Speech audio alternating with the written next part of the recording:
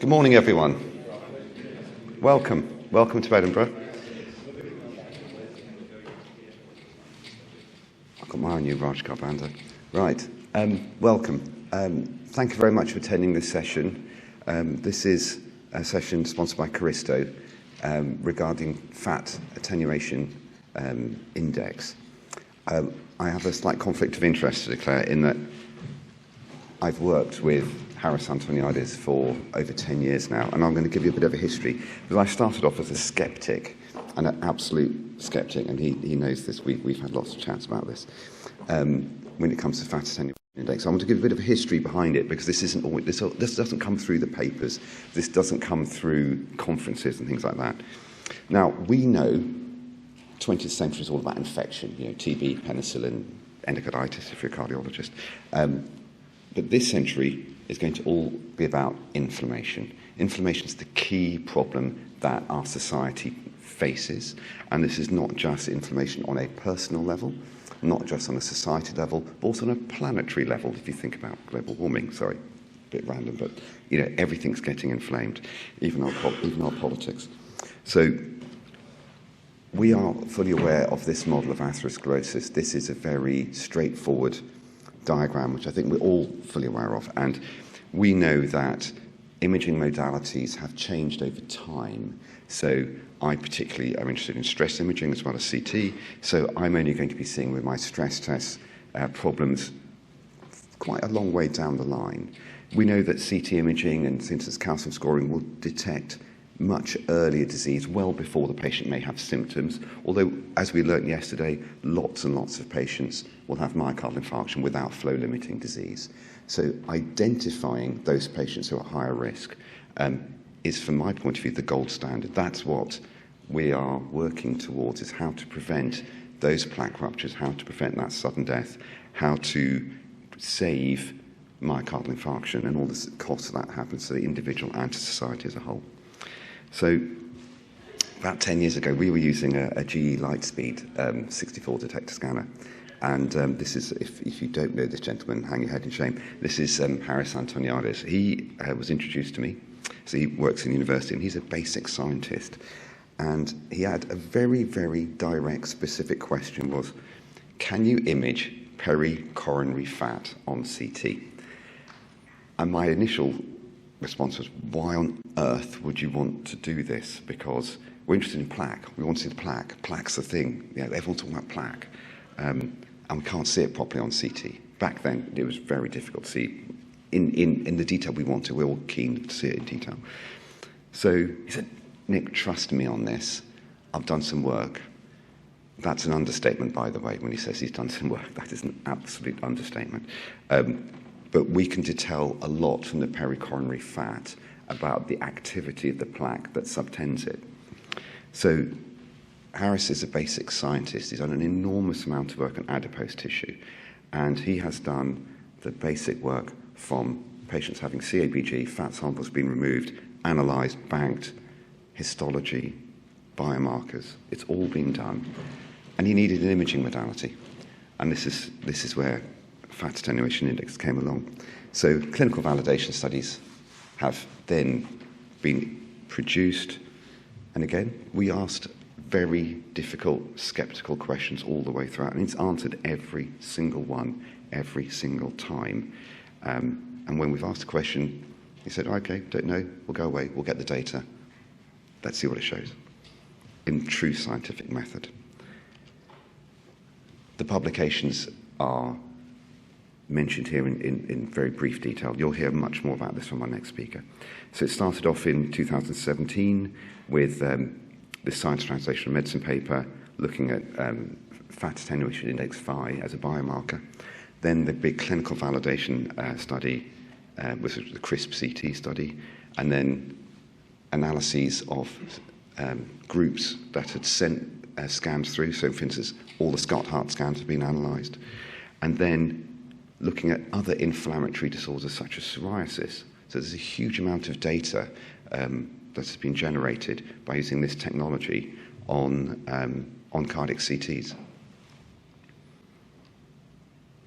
It's now made it into the medical mainstream. So Brunwald's latest edition mentions perivascular inflammation, and also into the cardiac CT journals, perivascular fat attenuation and attenuation index. You hear these almost synonymous terms being mentioned in the medical mainstream now. And of course, it's also made into the public awareness. It's not often that you get to the front page of a national newspaper if you're not a politician in trouble. So this is big news, and not just in mainstream media, but also in clearly amongst the financial or venture capitalist type groups of people as well. And of course, the British Heart Foundation, who sponsored a lot of this work, are very proud of their association with Harris. This is just an image that was produced recently. This is a coronary CT on the photon counting scanner in Oxford with a patient who's had an acute coronary syndrome. So this is one of the studies where patients are going through the CT scanner before they get to the cath lab when having an acute coronary syndrome. So this is a fairly typical patient. We want to know, is this lesion the hot lesion? Is it a quiescent lesion? Quite often when patients go to the cath lab with acute coronary syndromes, it's not always clear where the lesion is. There isn't always the ECG changes that you might expect. The colour coding that the technology uses is actually very straightforward. If it's yellow, it's safe, it's happy, it's quiet, it's calm. And the darker, the red, the blue, is angry, unhappy. This is the plaque that is giving off chemical reactions, cytokines, which are saying to you, I'm unhappy, in a simple word. So fat attenuation index you'll hear mentioned. There's also CarriHeart risk analysis, you'll hear that mentioned as well, and how its clinical applications are useful. This is a bench to bedside validated test every single step of the way, from basic science all the way through to a clinically validated test now. There's absolutely no change to your standard CT coronary acquisition. Nothing special needs to happen to your patient. It is very, very straightforward to do. There's minimal fuss. It's a case of you have your image, you send it off for analysis, the result comes back really quite quickly. It is changing patient management. I've used this myself on several patients, and when you show them the pictures, you show them the output, they're incredibly impressed. It is something that helps, as a clinician, me to explain to patients how we can modify their risk. It's also going to challenge quite a lot of our conventional dogma. We were brought up on things which, as science progresses, we have to change our minds. When I grew up, you never used beta blockers in heart failure. Now we use beta blockers in heart failure. We have some fairly fixed ideas about plaque. That's going to change. Personally, we're all going to become anti-inflammatory, holistic cardiologists, where we treat the whole body, the whole patient, not just the plaque, not just that stenosis, not just the patient. Are we going to be up to prescribing diet and exercise to our high-risk patients? If you don't know how to do that, you need to learn how to do that. I can give you some websites if you're interested in prescribing exercise to patients. It's not that easy, actually. Our conventional risk factor management will have to change, and I suspect there'll be altered thresholds for treatment based on the data and the clinical applications that you're about to see. So, on that note, you've heard enough from me. You're going to hear from Ronak Rajani, who's a consultant cardiologist at Guy's and St Thomas's in London, for an in-depth review of the data. And then you'll hear from Alan Tavaldari, who works in the south of France, who's going to give you some lovely clinical applications of this technology. Thank you. Ronak.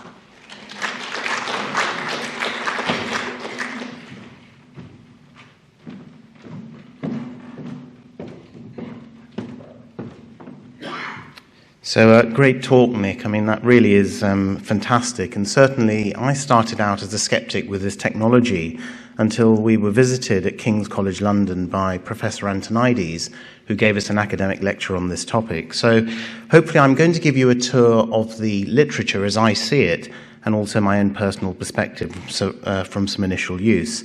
So these are my disclosures. And I first wanted to start off by talking about the science behind CarriHeart.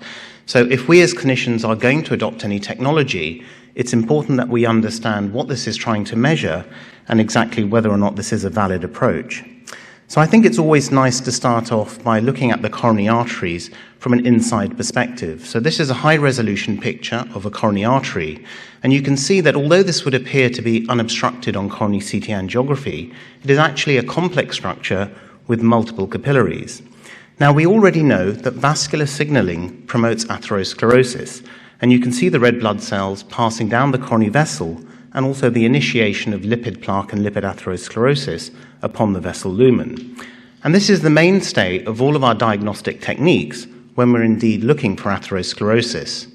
Most of our imaging techniques, whether they're imaging by coronary CT or functional testing, are designed to look at structural or obstructive changes within the coronary vessel. But up until now, we have not been able to look at the silent vascular inflammation, which is the precursor to atherosclerosis development. So what exactly are we doing when we're looking at perivascular fat attenuation? So we know that the endothelium releases a number of inflammatory cytokines, such as interleukin-1, interleukin-6, TNF-alpha, and monocyte chemotactic protein. Now, these inflammatory cytokines are released into the perivascular space where they initiate a reaction of lipolysis. Now, this lipolysis within the perivascular adipose tissue causes a phenotypic change whereby the lipolysis increases the water content in the perivascular adipose tissue space. So in other words, when you have significant vascular inflammation, you're getting a release of inflammatory cytokines. These inflammatory cytokines are changing the adipose tissue, and this is able to be measured by using sophisticated 3D fat attenuation maps. So let's first of all look at this example. So on the bottom left-hand side, you can see two curved multiplanar reformatted images.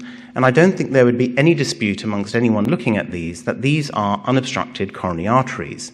However, the signaling processes that are occurring from the vascular endothelium are very different in both of these examples. On the top left-hand side, you can see that there is an increased fat content or a normal fat content in the perivascular adipose tissue space. And this is depicted by these very juicy, nice fat cells. Now, on the top right-hand image, you can see that this is a vessel that is subject to coronary inflammation. With this coronary inflammation, the inflammatory cytokines have initiated lipolysis, and we can now see an increased water content within the perivascular adipose space. So now when we lay the perivascular fat attenuation maps, we can start to see quite a striking difference, which is not easily appreciable by the eye.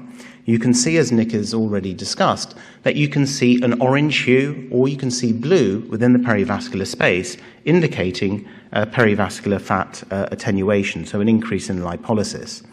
Now, this was first described in 2017 in a really very elegant paper, Science Translational Medicine.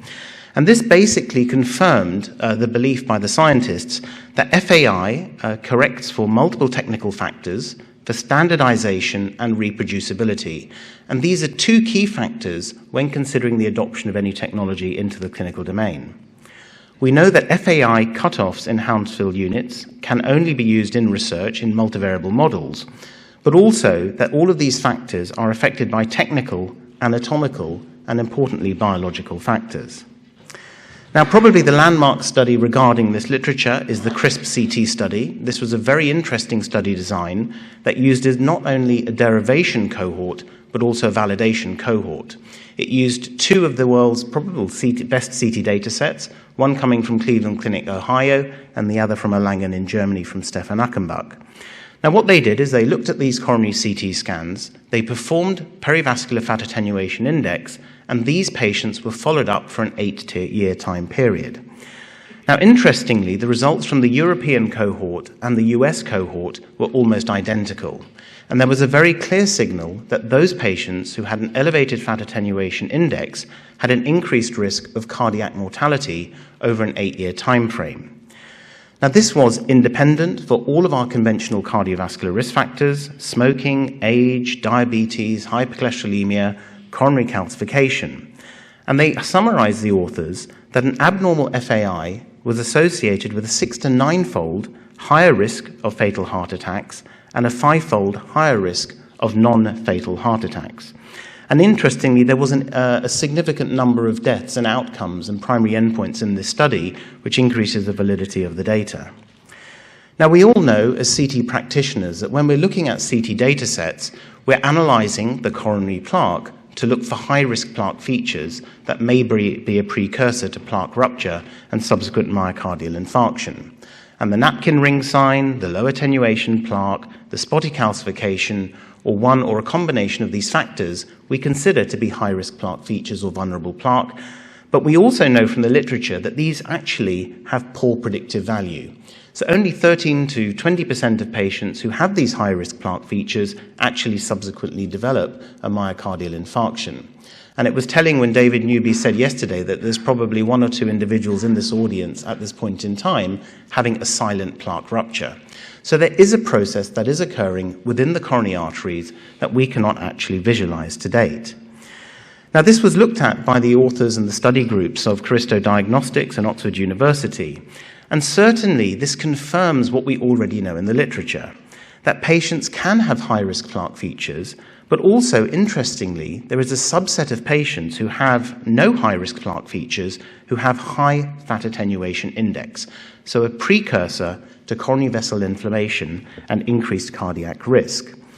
Now, I find this slide particularly interesting that you can see that you can have high fat attenuation index in patients who have no high-risk plaque features, and that fat attenuation index has the ability to discriminate patients even further than we've ever been able to do before in terms of risk stratification beyond plaque morphology itself and total plaque volume.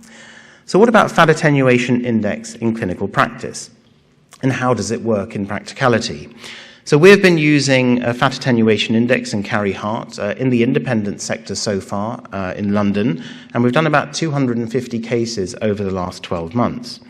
The coronary CT scans are submitted to Caristo Diagnostics, and the first output that you get on your report is what you've already seen. So these fat attenuation index maps, which are very clear to interpret, color-encoded maps, which showcase which vessels have the most inflammation. Now, the second part is quantitative and risk data. So by using age, gender, scan parameters, and technical corrections, biological corrections, and vessel-specific calculations, we can obtain some FAI scores in normograms. So very similar to your calcium percentile charts, your FAI is plotted for each of your coronary vessels, your RCA, your LAD, and your left circumflex, with the RCA and the LAD having the highest weighting in terms of overall predictive value. The FAI from your highest scoring vessel is then placed on the speedometer to indicate the risk to the clinician and also the patient. Now, the third part of the analysis is the CarriHeart 8-year risk. Now, this incorporates also your cardiovascular risk factors along with plaque information from the CT scan. So this isn't just measuring your fat attenuation index, it is a composite score of all of your cardiovascular risk factors and also a plaque assessment. This then gives you the CarriHeart 8-year risk, which is your risk of a fatal myocardial infarction over an 8-year time frame. So how do we interpret this sort of scoring system? So on the top left, you can see that this patient has a 1.9 FAI score, okay, so reasonably good. And on the normograms in the RCA, the LAD, and the left circumflex, you can see that this patient is below the 50th percentile. Now, if your FAI score in the right coronary artery or the left circumflex artery, or the left coronary artery rather, is at the 50th percentile, this implies that you have a twofold relative risk increase. The 75th percentile, a 2.4 relative risk increase, and very bad if you're above the 90th percentile, which imparts a 3 to 5-fold relative risk increase. Now, the only purpose of this slide is to demonstrate that although we use conventional risk scoring algorithms, such as the SCORE2 algorithm, the QRisk3 algorithm, and the American risk scoring algorithms, we know that these are imperfect and can underestimate the significance or overestimate the prevalence of significant risk in patient cohorts. We know from this provisional data from the CarriHeart analysis that about 40% of patients, if they had an FAI score added onto these conventional risk scoring algorithms, would be reclassified in terms of overall risk. So CarriHeart in the UK, so how is this being used at the moment? So it's funded currently by the NHS for trial in 4 NHS trusts. Patients undergo a CT scan. This is sent to Caristo Diagnostics. The visual distribution of plaque, the FAI is calculated, the results is produced, and this is sent back to the clinician who feeds back to the patient. And I can tell you from personal experience, the turnaround time is exceptionally quick. The majority of our reports are coming back within a 12 to 24-hour time period, which makes it clinically valid and clinically applicable. Now, although there is already, I believe, a wealth of data behind this technology, it is really pleasing to see that the investigators, not only at Oxford University, but also Caristo Diagnostics, are not standing still. They realize that the adoption of any new technology needs to be conclusively proved to clinicians before it can be rolled out and to be shown to be not only of financial economic value, but also of clinically prognostic value as well. So we know that there is currently an NHSI award looking at the real-world evaluation of CarriHeart. We know that the Orphan study, and I'm hoping we're going to hear a little bit further about this from Professor Antonidis a little bit later, which I think is going to be a fascinating piece of data when it is finally released. Now, this study is looking at 250,000 patients who've undergone cardiac CT scans across the UK and I also believe Europe, and it's being mapped against patient outcomes and also fat attenuation scoring. And there's also a national NHS pilot. We hopefully will be able to determine whether or not various treatments can turn off this vascular inflammation. It's nice to know that a patient has vascular inflammation, but we are looking at interventional trials as to whether or not therapies such as interleukin-6 antagonists can actually switch off this vessel inflammation and cause plaque regression or prevent plaque promotion within the coronary vessels. So I think we're now reaching, or have reached, a stage where we now have a one-stop diagnostic shop for coronary diagnostics. We have fascinating AI technologies which can perform radiomics. We can look at plaque morphology, plaque volume. We have access to physiological evaluation of coronary stenoses with FFRCT. And now, for the first time, we have the ability to actually look at a biological marker of disease activity and vascular inflammation. So which patients are likely to benefit most from the CarriHeart analysis? I think it is ubiquitous. I think it's valid for every patient. So let's take an example where you perform a coronary CT angiogram, and we're all familiar with this. The patient has normal coronary arteries in approximately 50 to 60% of cases. And the question that CarriHeart analysis answers is, can you reassure this patient that you are not at any risk? You can go off into the big wide world and you do not need to see a cardiologist again, and no further interventions is required. And the answer to this is no. Although we know that coronary CT angiography in the presence of normal coronary arteries and a zero coronary calcium has excellent prognostic value, there is a subset of patients who do subsequently present with a myocardial infarction, and this is well established in the literature. So the CarriHeart would tell you that if you have an FAI score greater than the 75th percentile, systemic treatment is indicated, for example, with statin therapy. If it is less than the 75th percentile, lifestyle measures alone can be indicated. And bear in mind that 17% of patients who have normal coronary anatomy with no plaque disease would be identified as being at high risk if they underwent a CarriHeart analysis. Now, similarly, if you've got patients with mild or moderate coronary artery disease, the role of the CarriHeart analysis in this case is really as a barometer of how worried you should be and how aggressive in terms of LDL lowering and lifestyle risk factor modification recommendations you should impart on the patient. So how reliable can risk prediction be? So I think we will find out more about this from the results of the Orphan trial. I'm hoping there will be some results available in the forthcoming next 12 months. I think it's going to be fascinating data, and I certainly would advise and encourage you to keep an eye out for look at all of this data. So I'm going to stop there in terms of time, but thank you very much, and we'll be able to take some questions at the end of our final speaker's talk. Thank you very much.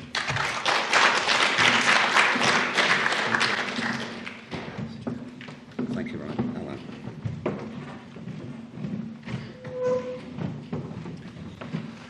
Hello. Good morning, everybody. I'm very proud to be here, and I will thank Caristo inviting me to have this talk. I am Dr. Alain Tavillari. I'm interventional cardiologist in France, and I do a CT scan for more than 20 years. And I will try to show you FAI in my routine practice. Prediction is difficult, said Niels Bohr, especially about the future, and that was probably true at that time. But maybe things have changed, not because of magic, but because of science, as we just seen. I am interventional cardiologist, so I need to make it simple, to make it clear, and I will share this with you. So let's take 100 persons. 20 of them are identified at risk, and 10 of them will do an event. If you want to save the event, you have 3 ways. The first way is what I call the massive attack. That means that you treat the whole population. Doing this, you will save 10 events. You will miss no event, but you will treat 90% for nothing. It will have side effects, it will cost a lot, and the ratio patient saved over patient treated is 10 over 100, it's 10%. The second scenario is what I call the targeted attack. That means that you treat only the patient initially identified at risk. So here you have in blue the general population, in yellow patient identified at risk, yellow and red identified at risk and will have the event, and only red the patient non-identified and that will have the event. So in this second scenario, you will treat only the yellow population. So you will save 7 events, you will miss 3 events, you will treat for nothing 13 person actually. You will have side effects, cost, and your ratio will be 7 over 20, that means 35%. And the ideal scenario is the surgical attack. That means that you treat only the patient that will have the event. So in this example, you will treat only the red patients. So you will save 10 events. You will miss no event. You will treat nobody for nothing. The side effects will be acceptable, so as the cost, and your ratio will be 100%. So this is the ideal scenario. Can we reach to this ideal scenario? I think that yes, we can, because we can identify the elected patient. Why? We have seen this before. The evolution of the non-significant plaque can be 3 different ways. The first one is stabilization. That means that the plaque will be calcified and will stay quiet. The second evolution is that the plaque will grow until it will lead to ischemia, and this is the chronic coronary syndrome. Or the third evolution is the plaque rupture, which is the acute coronary syndrome, and that's what we want to avoid. So these 3 evolutions can be seen as the good, the bad, and the ugly. The good is the one that sleeps, the bad is the one that hurts, and the ugly is the one that kills. As we just seen, the key is the inflammation. If we can identify inflammation, we can identify the plaque that will rupture. And if we can identify the plaque that will rupture, we will be able to identify the individual that will have the event, and we can treat him specifically, and we will raise the ratio saved over treated, benefit over inconvenient, and cost over efficacy. So let's see now 3 examples of my clinical practice. So this is a 66-year-old man. He just retired. 66 years in France is enough to be retired. And this patient has no cardiovascular risk factor. He used to smoke, but he doesn't anymore. And his cardiologist prescribed calcium scoring. And the calcium scoring is not 0, it's 708. So if we only look at the calcium score, this patient is at high risk. He was blue, and what do we have to do now with this calcium score? This patient was blue and becomes yellow because of his score. So I suggest him to do a real CCTA and to see where the calcifications are and what we are talking about. And as you can see here, there is a slight calcification on the LAD and some calcification on the right coronary artery. So I told my patient that FAI could probably help us to decide what kind of treatment. The patient accepted, and the analysis was done in a couple of hours. And this is the result. The patient has no inflammation, so no treatment needed, and no further investigation. So this freshly retired patient won't need any treatment and was left quiet despite of his high calcium score. This is the plaque analysis, and as you can see here, there is no low-density plaque, so these are only the calcified plaque. That's what I call the good between the bad and the ugly. So this is the good, the one that sleeps, so it's quite reassuring. This patient was blue, he became yelloo after the calcium score, and now he's blue again, and that's good. The second patient is a 79-year-old, very active woman with no cardiovascular risk, and she had 2 episodes of syncope. The stress test was not normal, and the CCTA was required. And this is the CCTA.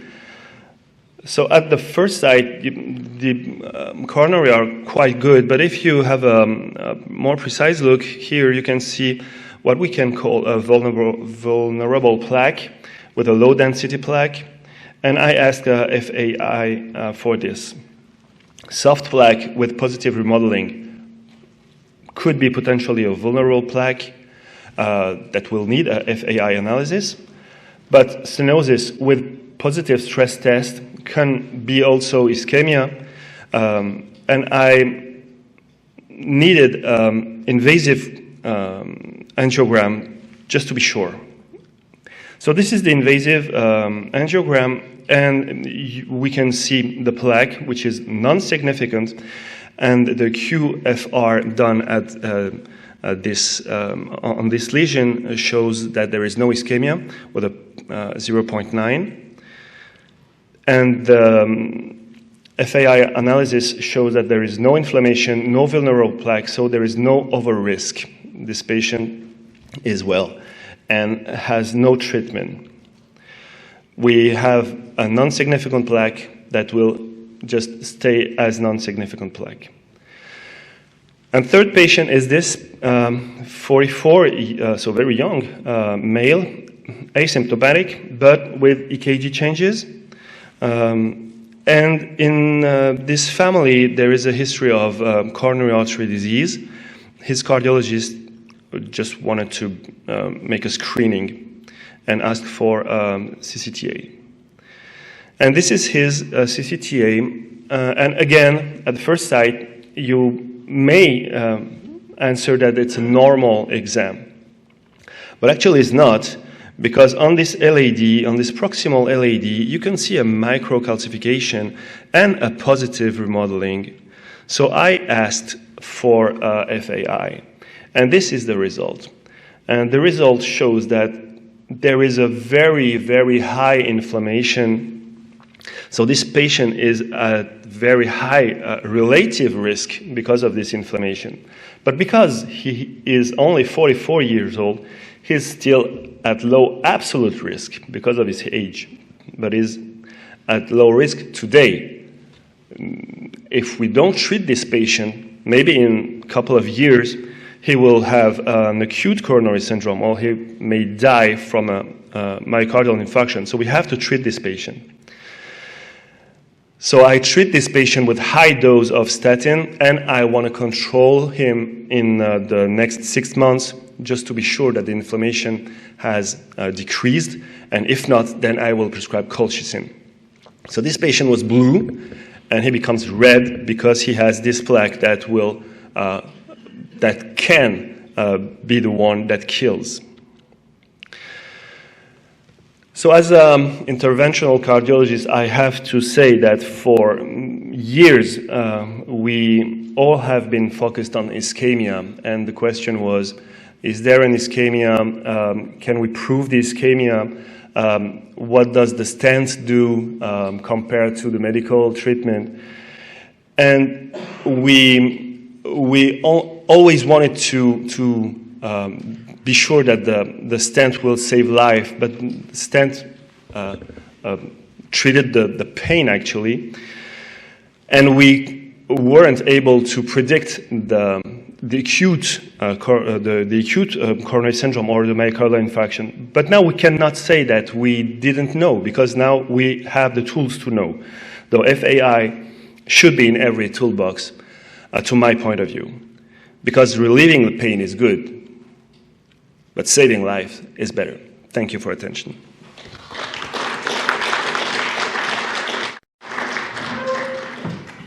I'd like to thank both Ronak and Alan for a wonderful introduction to technology for those who are new to it, and hopefully a revision for those who are much more familiar with it. You'll hear much more about it in the next sessions as well. We do have 5 minutes for questions, if anyone has any burning questions. We have had one on the app, which I can read out if no one wants to jump up straight away.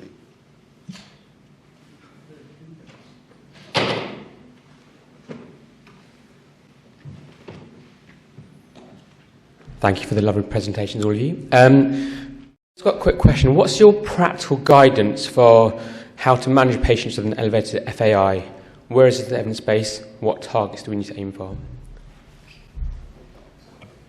I mean, I think that's an excellent question, and I think we're still understanding. I mean, this gives us an estimation of overall risk from a patient in terms of the degree of coronary inflammation. And you will have seen the Zeus trial, which I think I've shown on my presentation. So there is a lot of ongoing work to see whether dedicated or targeted anti-inflammatories can actually turn off or reduce or modulate coronary vessel inflammation. Certainly, this technique has been very, very useful because it is the only CT imaging technique at the moment that can exhibit dynamic change. So you can do an FAI score on a patient at year 1 or day 0 and repeat the scan at 6 months or 12 months to see whether the perivascular fat attenuation index is being suppressed with the healthy lifestyle measures that you've recommended to the patient or intensification of statin therapy. There is a whole array and a raft of studies on the very near horizon as to whether, some of the MANIB studies and stuff will be able to turn off the vessel inflammation, whether colchicine will be able to reduce coronary vessel inflammation as well. But I think it's too early at this stage, and correct me if I'm wrong, from the Oxford University group and Caristo, that we're still awaiting the results of some of those trials to see whether we now, at the moment we have a new target for intervention, which is vessel inflammation. We now need to be able to identify which effective treatments will turn off that vessel inflammation. And I'd be grateful to hear from the Oxford University group, who will be more contemporary with their studies in this zone. Monica, will just say we have started simple. So there is a study just on statins and FAI, so watch this space. So we have started, we're not going straight into the interleukin expensive monoclonal antibodies. It's statins, aspirins, follow-up CT scans, and as part of orphan, patients are going to have follow-up scans of 5 years. And also, I think Chirag will give us up-to-date, even more up-to-date data. Yeah, thanks. Just a brief answer. It's a great question, and I think, as Nick says, we all think as cardiologists that we're very good at identifying high-risk patients. The fact is that we're not. And you'll see data from real-world data from large registries and indeed real-world evaluation, and some of that preliminary data you'll hear later this morning, showing that using our most advanced methods of identifying high-risk patients, we only identify about half of them. And so what we are able to identify is, as you'll see, a significant additional proportion of patients, about an additional 25% of patients who are at high risk, and their risk can be modified straightforwardly with simple, cost-effective treatments, as Nick mentioned, such as statins. But you'll hear more on in the session later. Jonathan. So the question is really to the interventional cardiologist. I'm a interventional cardiologist. So the first question is, how has this changed the consultation and the discussion that you've had with the patient since you started doing this, presumably for all your CT scans? Has it changed the way that you speak to patients? Thank you for your question. Yeah, it changed. The way that I give the results to the patient. Before this, I gave a result based on CADRAD score, and if the patient was CADRAD 0 or 1 or 2, there was nothing to do or just life changes. 3, it was I prescribed a stress test if it wasn't done before, and 4 and above, it was interventional angiogram. But now for CADRADs 1 and 2, and sometimes 3, I insist to have a FAI, because we know that this patient may have an evolution to the ugly plaque. So I need to know what will happen to this patient. I don't ask FAI for CADRAD 0, because if I do this, that means that I have to have FAI for all my patients. And in France, the business model is quite difficult, so the patient pays for his FAI, so I have to convince him. So if there is nothing, it's quite harder to convince. And for CADRADs over 4, the question is not the plaque rupture, the question will be the ischemia. So we're going to another way. So it changes my practice, and it changes the way I talk to my patient in this area of CADRADs 1, 2, and sometimes 3. So then if we accept the principle of inflammation, which you clearly have, then why deny it to everyone else undergoing a CT scan? Surely it should just become part of every scan.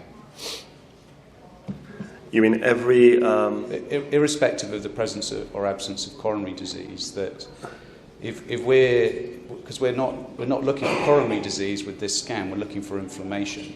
So why would you not do it with every patient? You're probably right, but as I told you, it's a question of cost in France, and maybe in some other countries they do more FAI than I do, and they maybe do the FAI for CADRAD 0, and we can use this information to see if it's valuable or not. Mm-hmm. And we've seen that 70% of patients with CADRAD 0 will have myocardial infarction, and maybe they have also a high inflammation. But it's my routine practice, so it's not based on science exclusively. We're still learning. We're still learning how to use it as clinicians.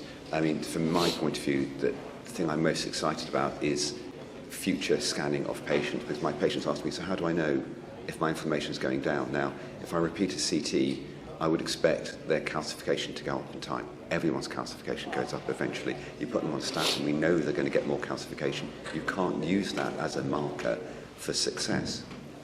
So to me, and those studies are ongoing at the moment, but that to me is the most exciting thing, because I will hopefully be able to say to my patients, you have or have not been a good person in terms of, your inflammation is going up or down, or cut back on the wine, all that sort of thing. So that to me is also a very helpful bit of information. But yes, you're right. Could FIDE become absolutely routine on every single CT coronary going forward? Yes, I think that's a big step for a lot of people to get their heads around. Small steps, first of all, just need to get used to the technology, accept it, and then yes, I think it'll become routine. I've no doubt about that. I've got 2 questions on the app. I'm just conscious of the time, so I'll read those out. So the first one was, how will using the CarriHeart analysis affect use of invasive coronary angiograms in the management of patients with suspected or confirmed coronary artery disease? So I might answer a bit of that one. I mean, in patients who've got stenoses which are equivocal or unsure of, that is where FI might help you with what you think is a vulnerable plaque. How you then treat it as an interventionist is different. It will change with time. I'm not saying we stent everyone, I'm not saying we bypass everyone, but our treatment modalities may well be altered by the fact that you see an inflamed plaque. I think that's a reasonable assessment. And the other question is, this is probably for you, Alan. For your first patient, that was the 66-year-old retired CASP score 700, So with a low phi score, but clear evidence of coronary disease, would you not offer a statin? So why didn't you offer a statin in someone with a calcium of 700, a calcium score of 700?